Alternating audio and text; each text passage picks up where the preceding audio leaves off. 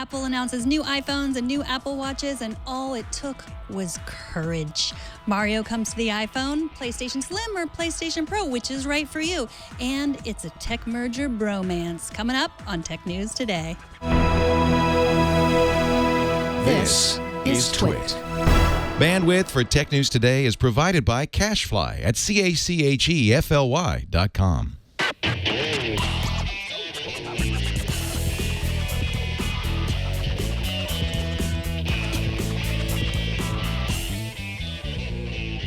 This is Tech News Today, episode 1593, recorded Wednesday, September 7th, 2016. This episode of Tech News Today is brought to you by Grasshopper. Stay connected and run your business from your mobile phone with Grasshopper. To save $50 on your order, visit trygrasshopper.com/twit. And by Rocket Mortgage by Quicken Loans. Rocket Mortgage brings the mortgage process into the 21st century with a fast, easy, and completely online process. Check out Rocket Mortgage today at quickenloans.com/TNT. Welcome to Tech News Today. This is the show where we talk about everything in tech that matters today. We are the Sonny and Cher. Oh, I like that. Tech Okay. News. Sonny and Cher. Sonny was tall, right? Or no, actually he was very short. He wasn't. Never mind. I said that we were the Sonny and Cher. Oh, now I get what you're actually saying. That's okay. I can do a mean power of love. Okay, it's awesome. cool. I'm not I am not Sonny. I am Megan Morrone. I am Jason Howell, and we have, like, I know we say we talk about all the tech news, but some days like today, all the tech news really is only a couple of things, but there's lots of tech news within those couple of things. That's what today's show is going to be about, actually. Mm-hmm. And joining us to chat about some of those things is Allison Sheridan from NosillaCast. Welcome, Allison. Hi, guys. How you doing? Excellent. We are doing well. So you've been covering the Apple landscape for quite a while, so we thought you would be a good person to talk about all of Apple's events today, all of their announcements. So let's get started. The big news today was the new iPhone. It's officially called the iPhone 7, and of course there's a larger version called the iPhone 7 Plus. Everyone is talking about the loss of the headphone jack and that fancy new camera, and we will get to that in a minute, but here are the basics about the phone. The device has the longest battery life of any iPhone yet, which is saying a lot because my iPhone 6S easily makes it through the day without charging, and what more can you ask for besides that? I don't know. It also has 25% more brightness, and gone is the mechanical home button. It's been replaced with a touch feedback sort of fake button. It's got a taptic engine like the new MacBook trackpads. The phone is also water and dust resistant. The iPhone 7 starts at $649. That's 649 big ones. And the iPhone 7 Plus starts at $749. Allison, what are your initial thoughts on the iPhone 7?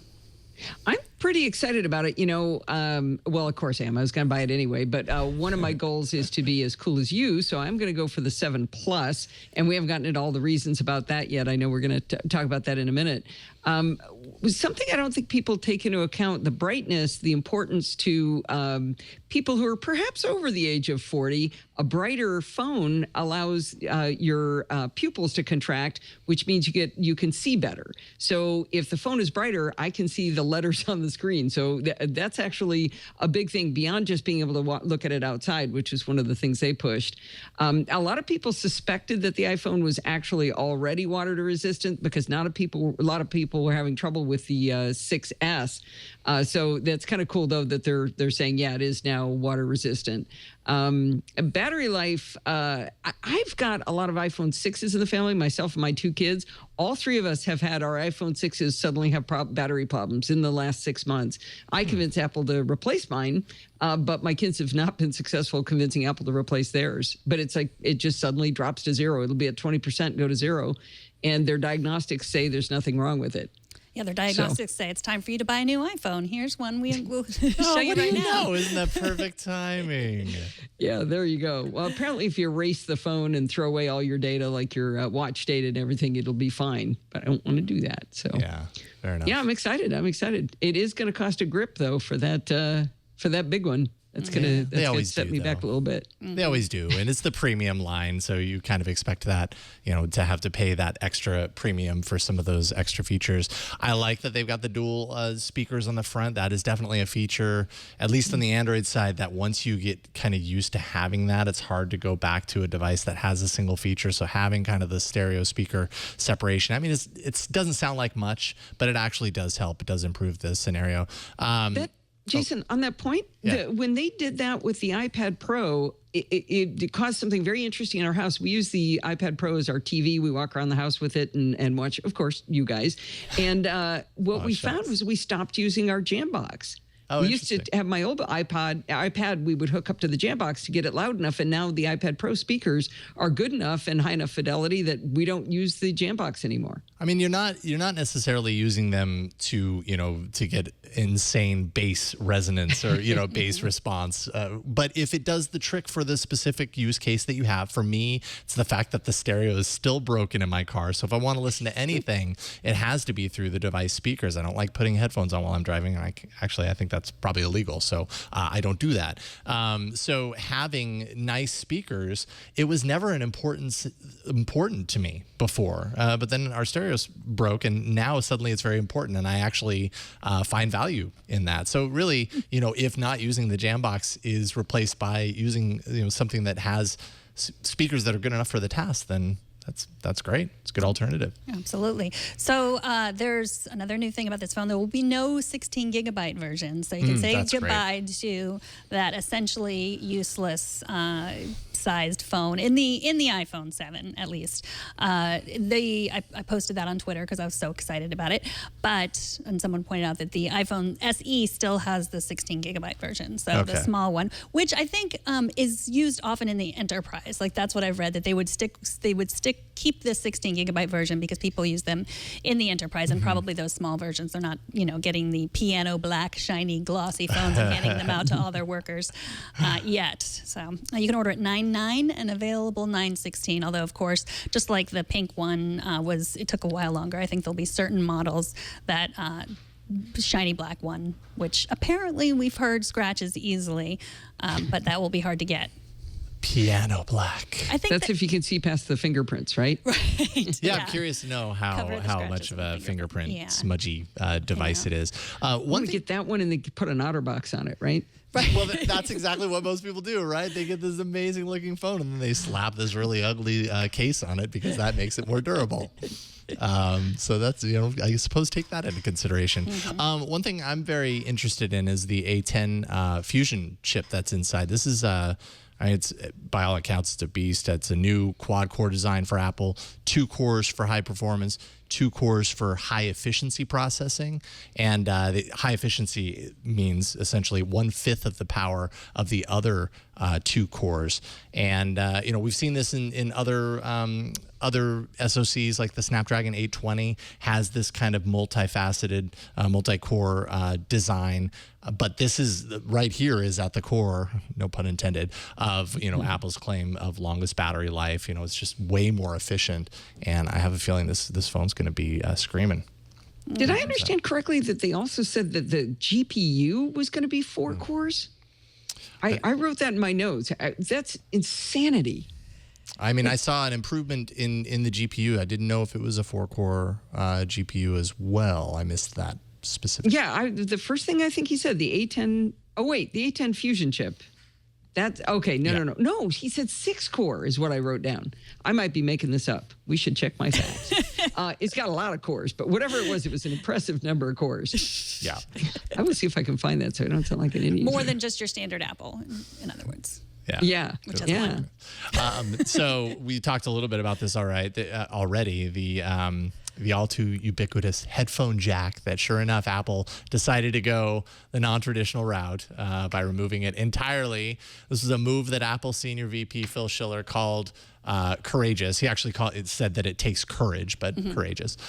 In place of that headphone jack will be the lightning port, which we have, which also I think is a big reason why they got rid of the headphone jack, is the water waterproof capabilities. It's not easy to waterproof those headphone jacks. So this is going to push the Lightning standard for audio, and it hinges on the W1 chip. That's Apple's first wireless chip within iOS devices. Phones are going to ship with Lightning to 3.5 millimeter adapters for your standard headphones. So you're going to need that little dongle. Dongle in the box. Dongle in the box. It's there. So it's, you're protected. And they say they couldn't justify using the, quote, ancient single-use port that is the headphone jack. And it makes room for other components, that come at a premium. Was this a good move? What do you think, Allison?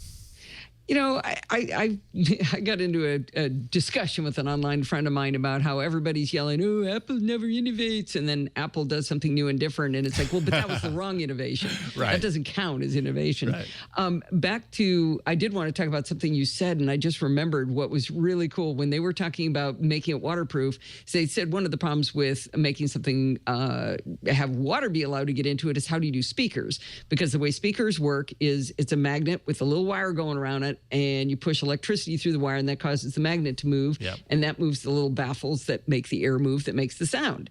So how do you do something that's moving air if you've got water in there? And they said that after you get it wet, the speaker itself will push the water out with the magnet. Oh, I nice. thought that was Was that cool. on the phone or just on the watch? Was that on the watch? I think that was on the you're watch, right. but That that's on what the I watch. was when Sorry, you I were jumped talking ahead. about the speakers. I was like, well, then how do you get it out of the speakers? Because I think that was a feature of the watch. I think Leo called it, among other things, like the water gun feature. Like it squirts out the water. But I don't think that was on the phone. They didn't see it on the phone. You're right. Yeah, You're so I don't right. know how they're handling those speakers, but you'll know that I think they were really clear on the Apple Watches saying, yes, this is waterproof. You can swim, you can go underwater with it. But with the iPhone, the picture they showed was like someone falling into a pool with their arm raised above their head. They were just like, okay, make sure you try to leave that, if you drop it in the toilet, go in after it and get it out of there as quickly as possible. Don't let it swim for a while. Don't swim around with it. So I think they're a little bit different, but that is also a big question. How do they handle that? How they're speaker in the protecting water? for it. See how I completely diverted the question from the loss of the headphone jack? Did you see how I did that? That was magical. I have a question for you because I'm kind of like, stop complaining about the loss of the headphone jack. Let's move on. But, I know that you often go to conferences for accessibility, and that's something that you often talk about. So that's what I've heard from a lot of people. Like that headphone jack is important for a lot of people in ways that, we might not think about because of accessibility reasons. I don't know of any off the top of my head. I haven't seen a lot of devices that depend on it. More of my experiences with the blind, so that isn't going to be. I don't know. I don't know that's going to be a point. And there's still a dongle. I'm kind of over the we're going to have dongles thing. I do. It's hard to have this conversation and not talk about the earphone, so I'm going to have to stop. Do it. Well, yeah. The accessibility, Kenny, who watches this show, he writes to me often about this. He says he's not happy about the headphone jack, and also he is blind, and he says the home button is also a problem, the lack of the home button. Like it will be harder to find for him. I guess if you can't feel where it is. Yeah. I mean, the And home if it's button's got still it's probably there. got Yeah. It's just it doesn't depress in the same way. It's got more of that like taptic engine involved with it. But I imagine it would still Which is something you can feel. located. That's what Yeah. haptic is, right? Yeah. Mm-hmm. Yeah. I guess we'll have to see whether it sticks up or not, whether you can feel it. Yeah. Whether it still reacts to the triple click home thing that they use to enable voiceover. That'd be interesting. Right. So, talking a little bit about where you were segueing here, if you have the fancy new wireless chip, as these new iPhones do have, you might as well show it off. To that end, Apple unveiled the Airpods earbuds. These are cordless in-ear headphones. They receive audio wirelessly from the device, support 5 hours of playtime. I guess they pair quicker to phones than Bluetooth, because Bluetooth pairing is always very finicky, and it's one of those things that like, okay, so you're going to require people to do this now. How's that going to work for the everyday person? They say it pairs quicker and easier. There's infrared sensors to detect when they're in the ear or when they're not, so it could like stop playback when it's not in your ear. That's cool. Motion sensors for tapping to do things like Siri commands, series stuff. Portable charging case with this that gives you 24 hours of recharge before you have to then plug them into the wall. I like that. But these are not included with the iPhones. You're going to have to pay $159. Sometime in late October, I think, is when this starts shipping. And I don't think that when you're using them, you see those little cones shooting out of your ears. That would be awesome if you did. That's the squirt guns. That's after you went swimming. Oh, wait, no, this doesn't go underwater. Right. No. So do you think this is a good alternative then? Yeah, I think this is really, really interesting. The price is certainly high enough. And they did show some JBL headphones that'll be able to connect in the same way. And, of course, some Beats headphones. And they specifically use the word affordable in talking about the JBL. So I don't know whether they'd be a lot less expensive than the $159. There's something, a really big open question to me here. Well, two questions. One is, what is this wireless technology? It is some sort of protocol that they didn't say Bluetooth 5, the next version. They also didn't say if it was a proprietary protocol and they're going to license it, how that's going to work. But the other thing is they implied, or possibly I inferred from what Tim Cook said, that they had the courage to get rid of the headphone jack and that it took up a lot of space. And because they got rid of that thing, then they could do all these other really cool things. And then he went right into the headphones. And from that, I inferred that you could only use these headphones with the iPhone 7. But my friend Stephen Getz pointed to the Apple page on the Airpods. And if you scroll down, there's a compatibility section, and it shows that these work with the iPhone 5 on up, the iPad Mini 2, the iPad Air, the iPad Pro. They work with the Apple Watch. Yeah, I think you just have to be running the latest iOS version. Yeah, so But that what means is it had the nothing to antenna? do with that new processor that they put in there that they got all excited about. Where I thought that was part of the deal. Yeah, that is a really great question. Maybe they're optimized with that new processor. I don't know. Yeah, I want to know how that's actually happening. Because they avoided the term Bluetooth on stage, like I think entirely. So however that is pairing. Yeah. I think they look fantastic. I mean, it should look really cool. My biggest problem is going to be one of my cats is a kleptomaniac, the one you've seen on TV before. And so if I ever set these down anywhere, they're gone. Yeah. I won't ever see them again. If I can remember to always stick them back in the little box. Here it is. So it's in the tech specs, and thank you, Scooter X, for pointing this out. Under connections, it says AirPods connect via Bluetooth. So it is Bluetooth. Yeah, it's Bluetooth. Yeah, it's Bluetooth. They just never said the words Bluetooth on stage. So, yeah, I have to disagree with you, Allison. I do not like the look of them. I think they are rather ugly.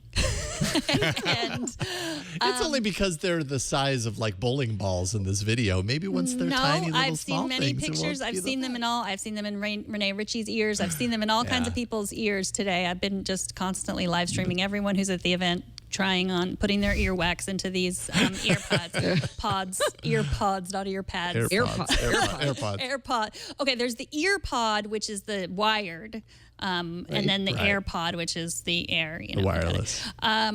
But to each his own. I say, if you like them, they're fine. I think they're probably that long, maybe for the speaker. And I was wondering if they had to pass some sort of, they won't fit through the throat of a toddler kind of thing, like things have to be a certain size in order. Like I have a feeling, or just because of swallowing things in general too.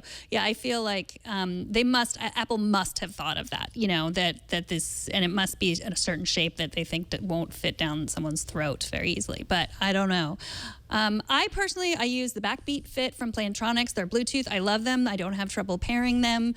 They're great for running, and they're $130, which is less. And they connect to each other, which is nice. So it's only one thing to lose. And I did lose them once, but then I found them. They were under the couch. There you go. I don't know. I think they're cool looking. Yeah. I'm gonna like them. Well, let's move on to the camera. The camera is the real reason that Apple thinks you'll forget that there's no headphone jack. As we surmise, the new iPhone has a dual camera setup. Now, both versions have image stabilization. Before, it was just the Plus that had image stabilization. Both will have a wider lens to let in more light, true tone flash, an image signal processor, and for your selfies, there's a 7 megapixel FaceTime HD camera. If you're willing to shell out for the iPhone 7 Plus, you'll get 2 cameras with 2 lenses, 2 times optical zoom and 10 times digital zoom. Allison, I feel like this is what you wanted to get at before, why you were moving up to the Plus. Yeah, well, because I want to be just like you when I grow up, and you said the Plus was cool, so all the cool girls have them. It is interesting to listen to the boys and girls talk about the 2 sizes to the phones, because we don't have pockets anyway, so it doesn't matter to have a bigger phone. It's still going to fit in most of the smaller purses, so I'm looking forward to the Plus.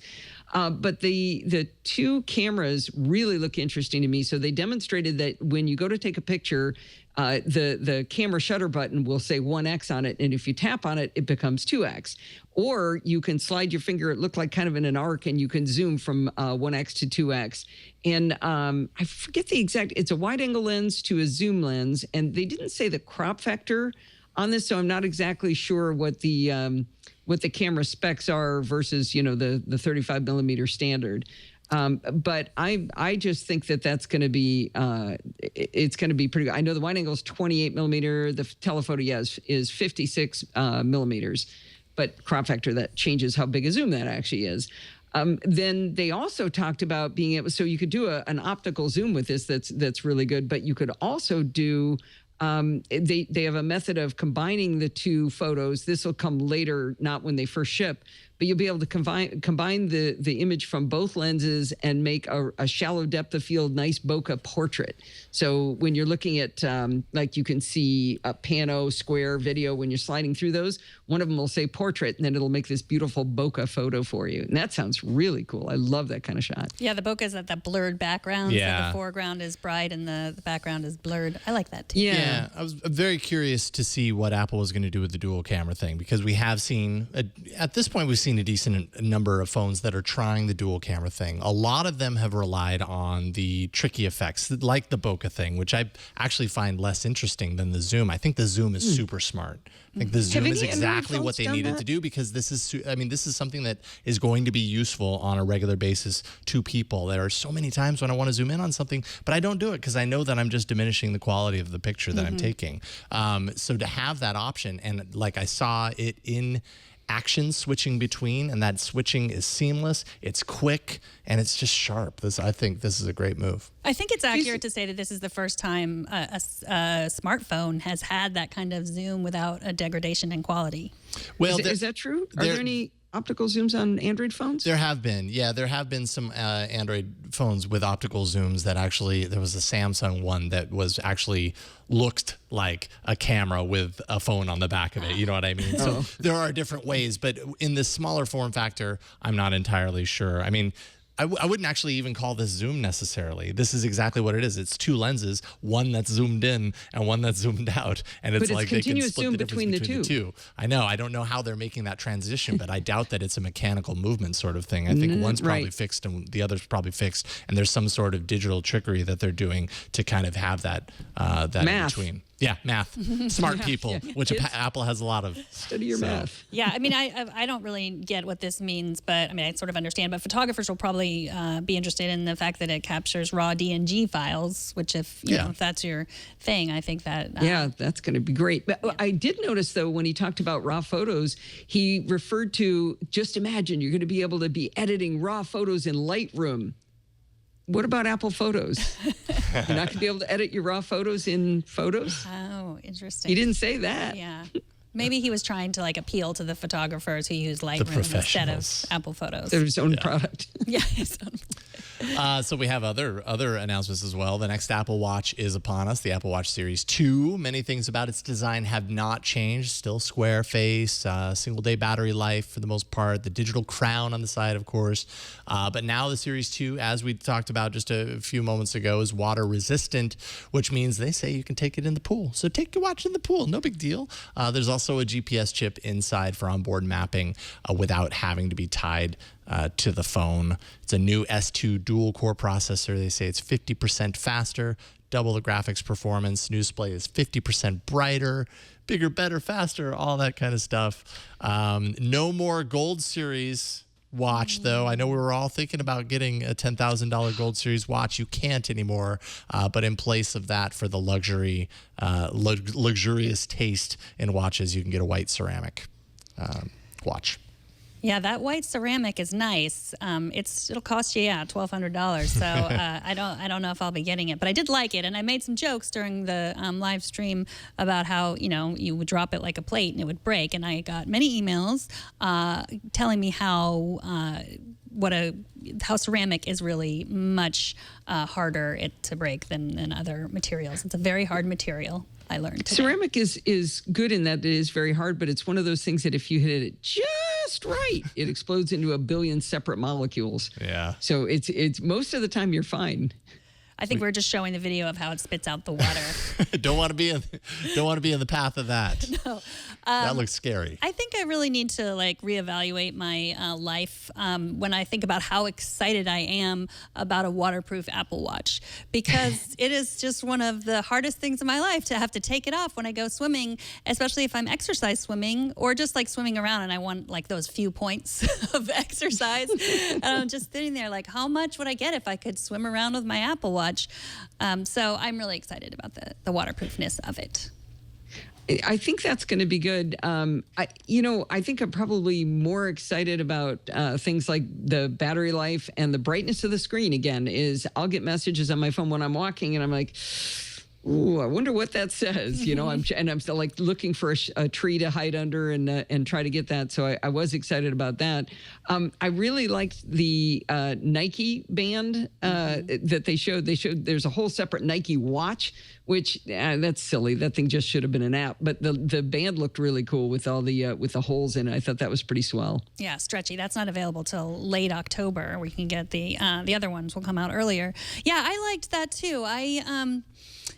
Do you have the 42 or the 32? 38. 38. Yeah. I have the 38, but next time I'm going to get the 42 because that has the bigger battery, and I've tried it on and it looks fine. It's not too big. And I want that battery life because I'm charging mine usually around 4 or 5 in the afternoon. Yeah, I think the problem is that we exercise too much, Megan, and that's what kills it. Yeah, it's true. If you turn on that workout, you're dead. I work out almost 2 hours a day, and so it doesn't last all day. But that 42 is big. Yeah, I'm not excited about that. Yeah, it's really a choice between your battery dying or you dying by not exercising, and so I'll just get a bigger battery. You have your big ugly watch, and I'll have my big ugly headphones on. Yes, exactly. We can agree to disagree. But faster sounds good. It seems to me that my watch is getting slower. That I swear I have to tap it way more times to get it to respond than I did when it was new. Do you see that?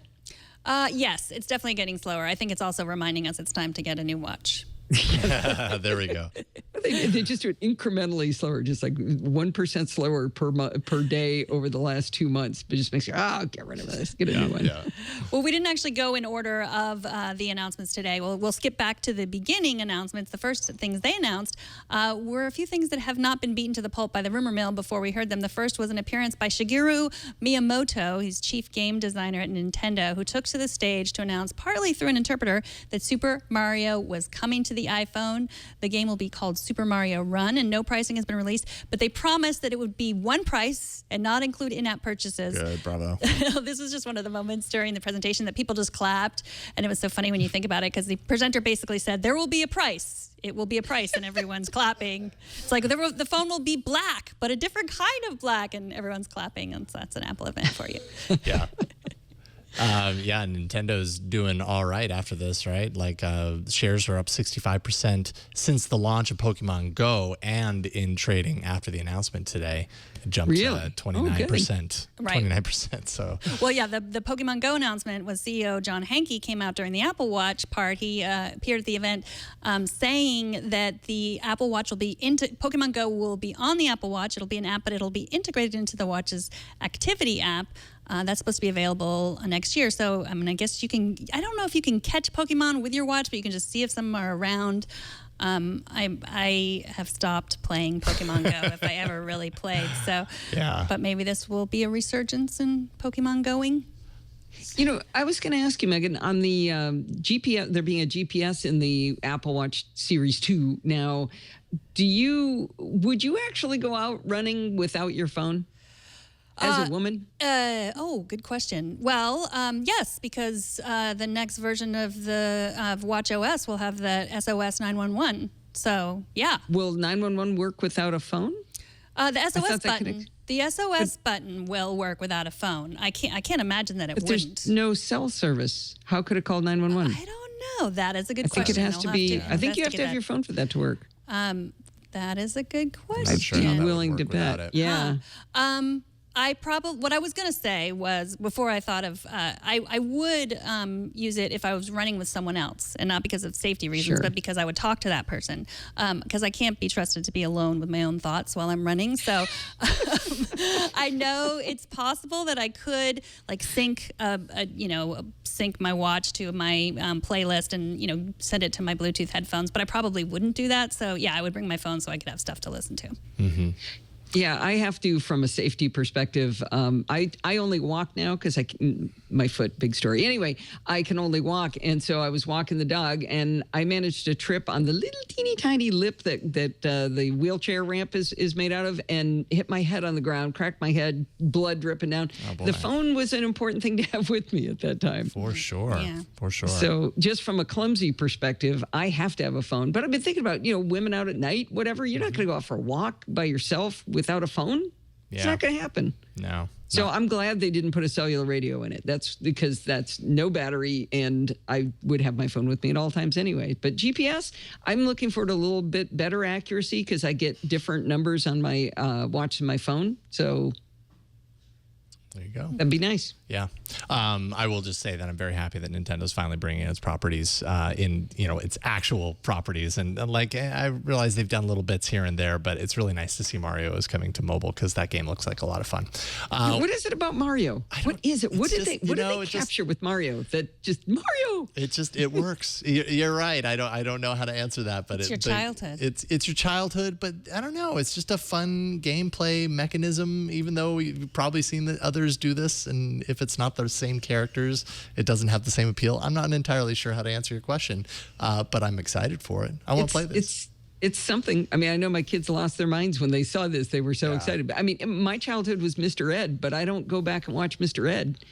If Mr. Ed was an awesome Mario. video game, you might have. Exactly. It isn't.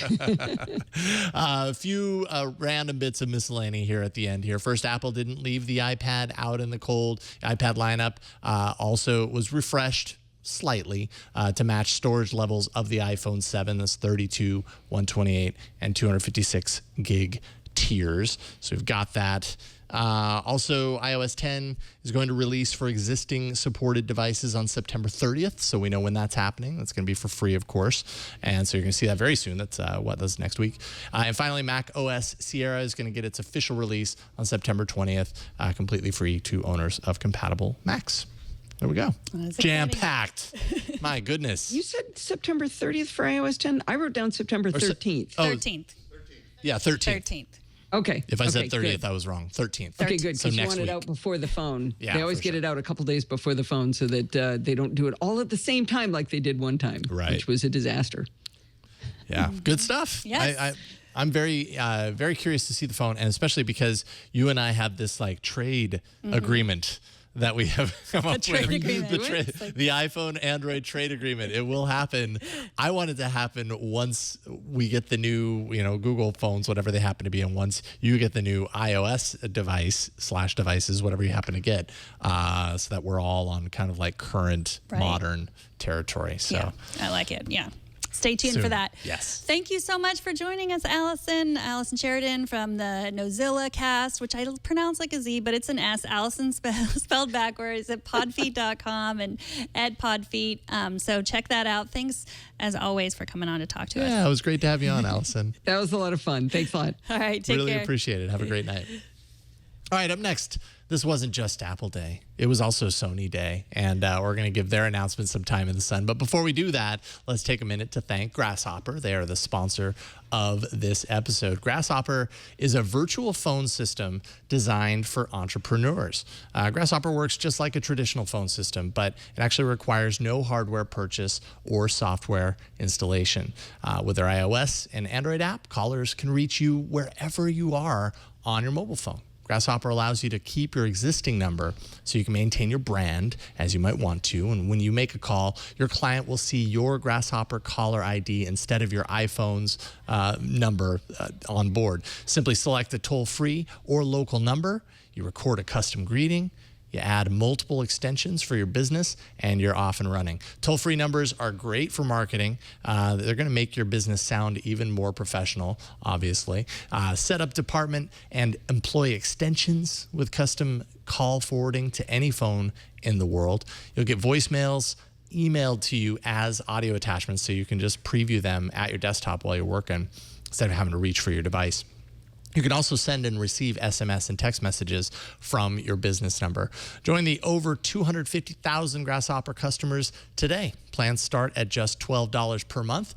You have a 30-day money-back guarantee to try it for yourself. Turn your smartphone into a business line with Grasshopper. To save $50 on your order, go to trygrasshopper.com/twit. That's trygrasshopper.com/twit. And we thank Grasshopper for their support of Tech News Today. All right, while Apple was soaking up all the attention at its event, Sony fired off its own PlayStation-focused event. Joining us to discuss their announcements is Jessica Conditt from Engadget. How's it going, Jessica? Hey, it's going all right. Good to be here. Yeah, it's nice to have you on. Thank you so much for joining us today. So you guys had a lot of coverage on the Sony event. Let's start off with the PlayStation 4 Pro, which, I don't know, it's been a pretty leaky ship leading up to this announcement. Were there any surprises? Well, kind of. I mean, we definitely knew this was coming. This was something that Sony had basically confirmed even before E3. We knew there was a higher end PS4 coming. And back then we thought it was called the Neo. We thought it was called the Neo until today even. But yeah, then now we have the Pro. And this is Sony's 4K gaming machine. That's how they've been pitching it. And we know a little bit more about the limitations of that 4K gaming. So it does not have an Ultra HD Blu-ray player. So you cannot have the 4K coming from an actual disc. This is all 4K gaming through streaming and through all the apps and games that are on the console already. And that's only if the game or app actually supports 4K. Mm-hmm. Yeah, and that's very interesting because the PS3 kind of showed Sony, putting their support behind the Blu-ray format in general. And then now with this new device, dedication to 4K, but no support for 4K Blu-ray. Why do you think they went that approach? Yeah, isn't that interesting? That was something we were talking about as well. I think Sony is really focusing on gaming. Like they're really pushing that this is a gaming machine. This is a 4K gaming rig. So they kind of just let the actual Blu-ray part of it slip to the side. It still does play Blu-ray, but it's not 4K Blu-ray. Yeah. Maybe a little bit less of a media center, even though that's primarily what I use my PS3 for. Exactly. So what other kinds of improvements will be seen for users of this? Maybe, extending into kind of PlayStation VR territory when that releases. Oh, absolutely. So this is the PS4 that comes with PSVR compatibility out of the box. You can use your PSVR and it'll be totally fine. Another big thing is it has 1 terabyte of internal storage, and storage is a pretty big deal when you're not using disk-based games. You have to download, upload everything. Mm-hmm. So it's faster, it's running better, its guts are better, just kind of all around, and then it has this kind of 4K thing on top. So will you be able to, I read that you'll be able to play new games on old hardware. Will you be able to play old games on the new hardware? Yes, absolutely. So these are like all the games you've had. This is basically what the industry is moving toward, is this more like upgrade system or upgrade ecosystem that's more like PC gaming. It's more like we're getting a new PC that can still play all the games you've had because the system, still works for that. But it's just getting better on top of that. And then some experiences will be optimized for the more powerful rig. Yeah. Do you feel, just personally in your own experience, that the PS4 was lacking in any ways that would make, users of the PS4 that make this upgrade necessary, or is it kind of an unnecessary upgrade? Yeah, personally, I have no reason to get a Pro because I don't have a 4K TV. And that's the big thing. Sony also makes TVs. They also make 4K TVs. So this could be another way that they're kind of integrating their businesses here, and maybe pushing, this kind of 4K market. But personally, I don't need a Pro because my PS4 works fine and all the games I have look lovely. Yeah. I don't really need that extra boost right now. And then, so then we've got the PS4 Slim, another of Sony's worst kept secrets. Tell us a bit about kind of what's happening with the Slim. So the Slim is pretty cool, actually. This is the console. If you have not gotten a PS4 yet, this is the one you want to get, basically. Because if you haven't gotten a PS4 yet, maybe you don't have a 4K TV either, is kind of the thing. So the PS4 Slim is $300, and it is hitting on September 15th, I believe. And it's smaller than the PS4, but it has all the same guts. It has, it can do everything that the normal PS4 can do. It's smaller, lighter, and maybe a little prettier if people are into that. Yeah. So it's about $100 less than the Pro. Yeah. Oh, yeah. The Pro is $400, and that's out in November. Right. Man, I would have a hard time. You get the 3. All you have to do is spend $100 more and you get the extra. You might not have a 4K TV right now, but you never know. This might be in the future. I'd have a hard time coming to terms with that. Is there any reason to be concerned about, potential kind of fragmentation between the games that are developed for these systems? Because now you've almost got two quality tiers. You've got the PS4 or / the PS4 Slim that has a certain level of quality that designers have been creating for all along, and then you've got this next step up tier where things, graphics performance, all that kind of stuff is going to be improved. I'm assuming Sony has a good solution for that. Well, and that's the thing when it comes to 4K games. The system is capable of running 4K gaming experiences, but a lot of games are not going to run in 4K. And I think we have some reporters out on the show floor right now. They were at the event, and Elder Scrolls Online was running in real 4K. It was actually running in 4K, but that was the only game on the floor that was. So even Tomb Raider and Shadows of Mordor, these were still running at a lower resolution. Basically, they're 440p or 1440p instead of 1080, which is still huge.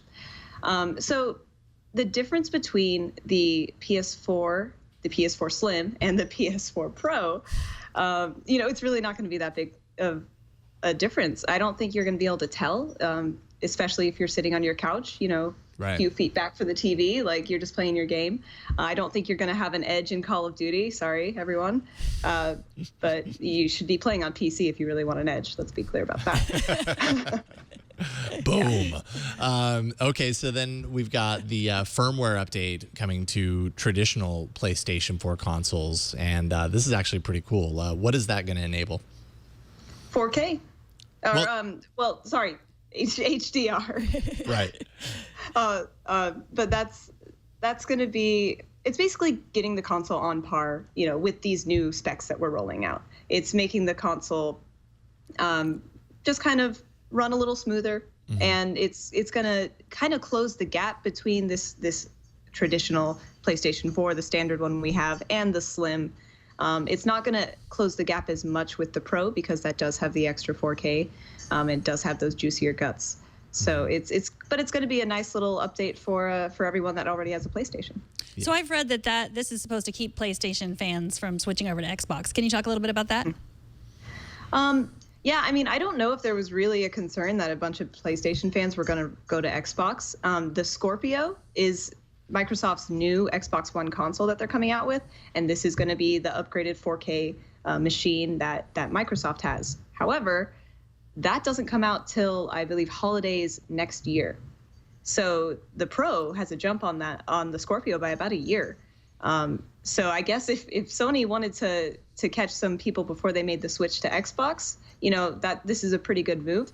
But honestly, if you're playing with the PlayStation 4, I don't think there's any reason to really make the switch to Xbox, unless you really want to play the new Gears of War game or something. Yeah. Right. Unless you have a specific game that you're looking for on one that isn't on another. Overall, I don't know. Were you impressed with the announcement? I feel like I saw a lot of sentiment online of people just kind of being very meh about what they saw. Although meanwhile, Sony had a lot of things to show off. So I don't know. How did you feel? It was a really understated event from Sony. It was a lot of just like Mark Cerny, who's the architect of the PS4. He described the Pro, and I swear he was like whispering the whole time. It was like this very reverential. it was kind of nice, but it was pretty understated, and the internet likes to hate things, so that works. But honestly, it was pretty cool. It's an interesting change to the upgrade cycle that we're used to seeing with consoles, where we're getting this like half step between this generation and the next, if there is a next. So it was interesting to see, and I liked how Sony handled it. It was pretty straightforward. Excellent. Well, Jessica, we really appreciate you coming on today to talk with us about the Sony event. Jessica Conditt at Engadget.com. Where can people follow all your work online? Oh, yeah, Engadget.com, and then on Twitter, at Jess Conditt. At Jess Conditt. Awesome. Thank you so much, Jessica. Thanks, Jessica. Thanks, guys. Have a great night. We'll talk to you soon. So last week, we talked about the auction of Steve Jobs' stuff, including his old bathrobe. Did you bid? I did not. Oh, okay. We also discussed a book by Regis McKenna. I said I did not know who Regis McKenna was, and I did not remember Walter Isaacson ever mentioning McKenna in his book. Apparently, I get very low scores on reading comprehension this week, or memory, or both. John Ross, a.k.a. JKR 2011 on Twitter, wrote, I was listening to the September 1st episode and perked up when Regis's book was mentioned as part of the Jobs auction. I met him last year.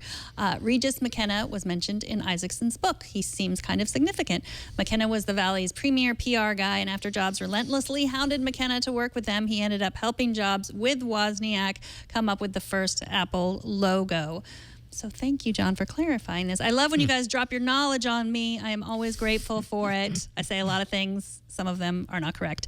And on that note, yesterday I asked you to write to me to convince me that for-profit colleges weren't all bad. Lots of you have already written me with your personal experiences and just some of your thoughts. We'll read some of those messages tomorrow. If you want to add yours to the list, your thoughts on for-profit colleges in reference to ITT Tech closing its doors yesterday, you can email me at megan@twit.tv. And after the break, there's more tech news, and it has nothing to do with Apple or Sony. But first, let's take a minute to thank Rocket Mortgage by Quicken Loans, the sponsor of this episode. Applying for a mortgage is right up there with paying taxes and getting root canals, with my least favorite things to do. I still have to pay taxes, and I have not yet figured out how to get a root canal online, but Rocket Mortgage does take some of the pain out of the mortgage approval process. It's fast, it's powerful, and it's completely online. Rocket Mortgage has taken all the complicated, time-consuming parts of applying for a mortgage out of the equation. If you hate searching through stacks of old paperwork and files, Rocket Mortgage could be for you. You can easily share your bank statements and pay stubs with the touch of a button, helping you get approved in minutes for a custom mortgage solution that's been tailored to your unique financial situation. Even better, with Rocket Mortgage, you can do all of this on your phone or your tablet. It's a quick online process that you can manage from the convenience of your couch. So if you're looking to refinance your mortgage or buy a home, check out Rocket Mortgage today at quickenloans.com/TNT. That's quickenloans.com/TNT. Equal housing lender, licensed in all 50 states. NMLS consumeraccess.org, number 3030. And we thank Rocket Mortgage by Quicken Loans for their support. All right, it's that time. It's TNT's Fan of the Day. This day, it is James McKnight on Twitter who says he's watching en route from Cusco to Puno on board the Andean Explorer train. That's a nice view. That's awesome. I wish I was on that train. Show us how you watch or listen to TNT. Just record a video or take a picture of yourself or your setup and post it on Instagram, Google+, Twitter, or Facebook, and use the hashtag HowIWatchTNT, and we'll find it. Well, thanks to TNT fan Thomas Kay for pointing us to this next tech news story about what the Wall Street Journal is calling the largest tech merger in history. Back in July, shareholders approved computer makers Dell's acquisition of cloud services provider EMC in a $60 billion merger. I would forgive you for not sitting through Dell's announcement today, which marks the official beginning of the new company called Dell Technologies. It's confusing. Dell agreed to buy not only EMC itself, but all its wholly and partially owned subsidiaries, including cybersecurity firm RSA Security, software developer Pivotal, and cloud software company VirtuStream, and virtualization software vendor VMware. So it's a big merger, and I guess now Dell is going to get to take on Amazon or Microsoft in their cloud services. This video that we're playing here tries to make the merger a little more exciting. You got two guys looking each other down. One from EMC, one from Dell. They're hugging, big bro hug, a bromance. You ever watch something and it makes you like sad for humanity, like embarrassed to be a human? I wish we could watch it again and again. I don't want to watch this. They're video so happy. Are they the same person? I can't tell. This is such a corporate rah-rah video. So yes, the actual merger was months ago. Today is the first day they're acting as a company today in their jumpsuits that you would see if you were watching the their video. Corporate jumpsuits. This is kind of crazy because Dell has competed with IBM, with HP in the PC market space for a long time. Mm-hmm. And now, because they own VMware, they kind of go into partner mode.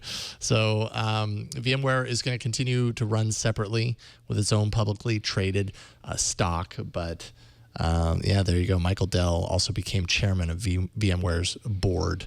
And as you can imagine, when two crazy, all of these the company and the subsidiaries all combine into one force, you have to imagine that layoffs are probably likely as they kind of consolidate all those forces and figure it all out. But the company's going to remain in Hopkinton, Massachusetts, and like you said, taking on Amazon Web Services, Microsoft Azure. Yeah, we're still watching the video for some reason. It's like they're jumping out of a plane. I'm like, you're talking about layoffs. I was like, some people are just going to get pushed out of a plane. Sorry.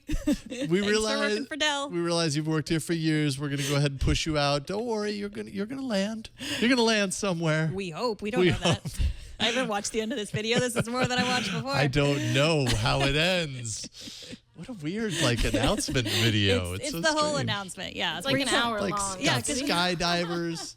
They also did an announcement in addition to Apple and Sony, and no one watched it but us. Okay. Apparently, they made it for us. Thank you very much, Dell. Thank you.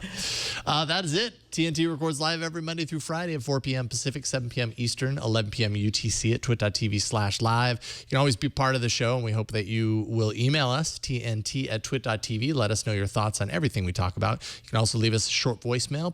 Put your words into your own voice, and then we'll play it on the show. 260-TNT Show, and you can find us on Twitter. We're at Tech News Today TV. I want you to subscribe to the show, as I always ask you to, at twit.tv/TNT. But I also, if you like the show, and if you don't like the show, leave a review on iTunes. That is still how people can find us. So go to iTunes, leave a review, whether you like us or not. And if you want to tweet at me, I'm at Megan Morrone. And I'm at Jason Howell. Thanks to our technical director, Kara Cole. Thanks to Matt, who's controlling the scrolling of the words on the screen. Thanks to Kevin for editing and making us look good. And thanks to you for talking tech with us today. We'll see y'all tomorrow. Bye, everybody.